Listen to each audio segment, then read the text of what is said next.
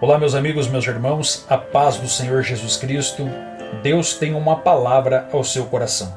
O texto bíblico de hoje está na carta de Paulo aos Filipenses, capítulo de número 3, versículos 12 e 13 a seguir, que diz assim: Não que já tenha alcançado, ou que seja perfeito, mas prossigo para alcançar aquilo para o que fui também preso por Cristo Jesus.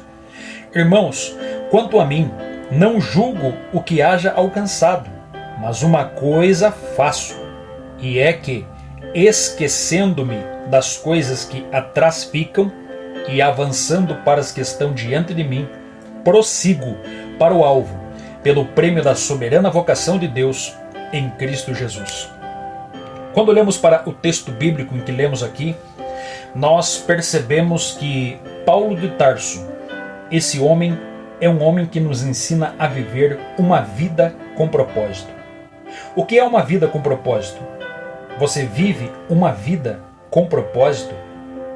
Como você vive? Como está a sua vida? Você está vivendo por viver ou você está vivendo com propósito? Porque se você vive apenas por viver, você não vive, na verdade você existe. Mas aqueles que vivem com propósito, verdadeiramente esses vivem aquilo que Jesus disse: vida com abundância. Olhamos para o apóstolo Paulo e entendemos que esse homem entendeu também o propósito de Deus em sua vida. A Bíblia diz em Gálatas capítulo 1, versículo 15, que ele foi escolhido do ventre, separado do ventre, ou seja, separado para fazer a vontade de Deus.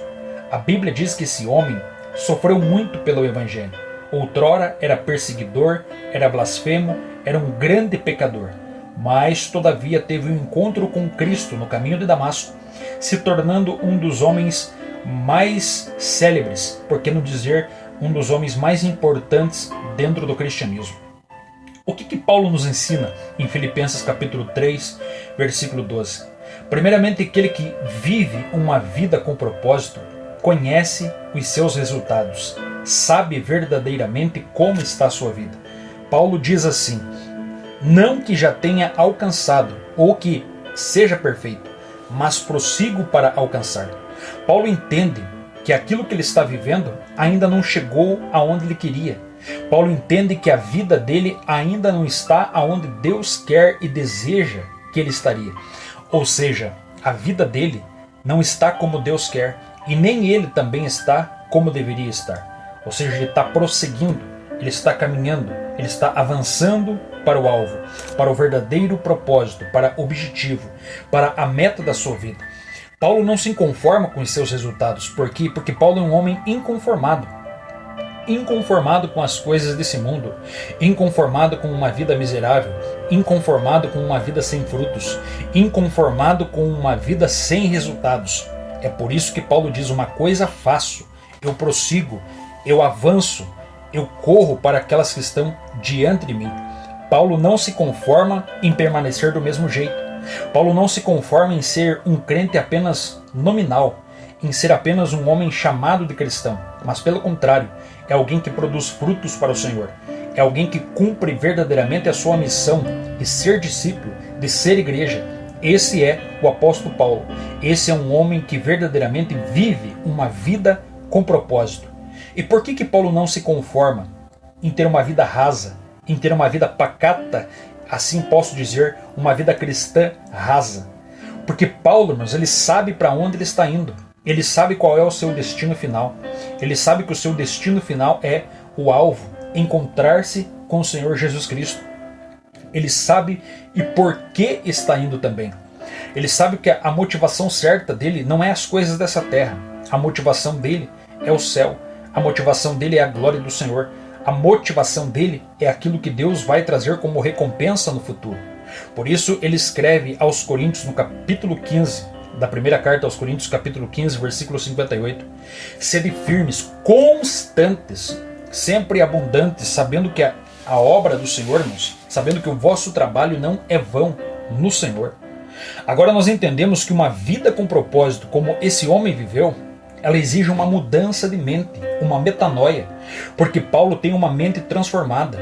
Paulo, ele torna-se um homem totalmente transformado pelo Evangelho. Alguém que outrora era perseguidor, agora é perseguido. Alguém que era blasfemo, agora é um homem santo. Alguém que era um homem totalmente pecador, agora é um homem cheio do Espírito Santo. Paulo também, sendo um homem que vive com propósito, ele tem um desprendimento das coisas que para trás ficam. Agora ele avança, agora ele prossegue. Paulo tem um novo comportamento. Paulo tem um novo relacionamento. Não se relaciona apenas mais como um religioso com Deus, mas pelo contrário, ele se relaciona com Cristo verdadeiramente. Ele se relaciona com Deus, ele se relaciona com o seu próximo. Ele tem uma vida de profundo relacionamento com o Senhor. Esse homem persevera naquilo que ele está buscando. Ele não desiste no meio da caminhada. Paulo é um homem disciplinado, porque ele diz assim: eu esmurro meu corpo para que eu não seja reprovado. Paulo talvez é aquela pessoa que tem dias que não tinha vontade de orar, mas ele ora. Talvez tinha dias e tem dias que não tinha vontade de ler a palavra, mas ele lia os pergaminhos, os livros.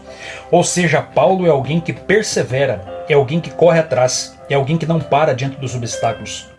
Agora, para encerrar essa palavra, nós entendemos que o resultado da vida de alguém que vive com propósito é uma vida abundante, é uma vida de recompensa e é uma vida de legado. É uma vida de legado porque Paulo não vai deixar muitas coisas para as pessoas, mas ele vai deixar o maior exemplo de um verdadeiro cristão. Legado não é aquilo que nós deixamos para as pessoas, mas sim nas pessoas. E isso que Paulo fez, e isso que nós também somos chamados a fazer, a viver uma vida com propósito, ser verdadeiramente igreja, filhos do Deus Todo-Poderoso. Amém? Fica com essa palavra no teu coração, compartilhe essa palavra com demais pessoas e não esqueça, inscreva-se nesse canal e também compartilhe essa palavra com outros amigos e pessoas da sua casa, da sua família. Amém? Deus abençoe, fica na paz.